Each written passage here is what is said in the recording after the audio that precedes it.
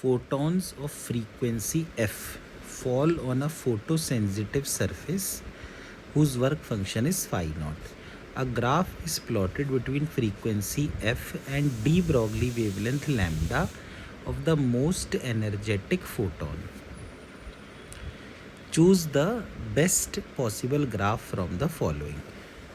तो इसमें कह रहे हैं कि फोटॉन्स ऐसे हैं जिनकी फ्रीक्वेंसी f है, तो उन फोटॉन्स की जो एनर्जी होगी, एनर्जी ऑफ फोटॉन, वो तो होगी hf.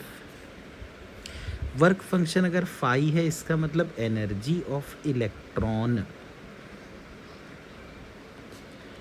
ये होगी hf माइनस फाई. अब ये जो एनर्जी है तो लैम्डा होता है h upon under root 2m और k for the kinetic energy. तो अगर हम इसको यहाँ रख दें तो ये आएगा h upon under root 2m और hf माइनस फाई, ऐसा कुछ आना चाहिए. अब इस ग्राफ को अगर हम देखें तो इसे देखकर हमें ऐसा लग रहा है कि जैसे जैसे फ्रीक्वेंसी बढ़ेगी वैसे वैसे डिनोमिनेटर बढ़ेगा, तो वैसे वैसे लैम्डा को कम हो जाना चाहिए. तो अब पहला ऑप्शन तो हो नहीं सकता क्योंकि फ्रीक्वेंसी बढ़ने से वेवलेंथ कम होनी चाहिए. दूसरा भी नहीं हो सकता. एक तीसरा ऑप्शन है और एक चौथा ऑप्शन है. अब तीसरे और चौथे ऑप्शन में अगर हम देखें तो तीसरे ऑप्शन में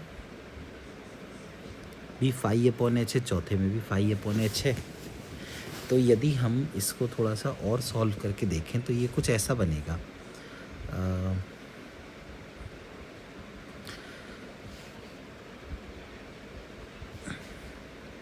अगर हम f को फाई अपॉन एच रख दें तो इन्फिनिटी आ जाएगा, ये भी सही बात है. तो इसको हम लिख सकते हैं lambda is equal to h upon root 2m और hf माइनस फाई की पावर -1/2. तो एक्चुअली मैं क्या करना चाहता हूँ यहाँ पर, मैं ये देखना चाहता हूँ कि ये जो स्लोप है ये स्लोप के साथ क्या हो रहा है. ठीक है, तो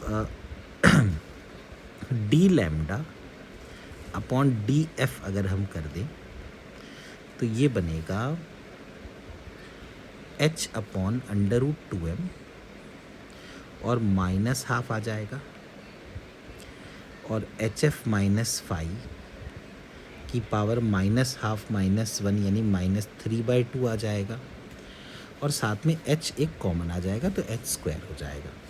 तो अगर आप इसका मैग्नीट्यूड देखें D lambda by D F का, यानी स्लोप का आप मैग्नीट्यूड देखें तो ये आएगा h स्क्वायर अपॉन 2√2m और नीचे 1 अपॉन hf माइनस फाई की पावर 3/2. अब आप स्लोप को देखें. स्लोप जो है यदि फ्रीक्वेंसी बढ़ेगी तो डिनोमिनेटर बढ़ेगा और अगर डिनोमिनेटर बढ़ा तो स्लोप भी कम हो जाएगी. मतलब हमें ऐसा ग्राफ चाहिए जिसकी स्लोप की मैग्नीट्यूड भी कम होता जा रहा है. तो आप देख सकते हैं कि जो लाइंस हैं थर्ड ग्राफ में वो वर्टिकल से हॉरिजॉन्टल होती जा रही हैं, फोर्थ ग्राफ में वो हॉरिजॉन्टल से वर्टिकल होती जा रही हैं. तो स्लोप का मैग्नीट्यूड थर्ड ग्राफ में कम होता जा रहा है, इसीलिए इसका सही आंसर थर्ड होना चाहिए.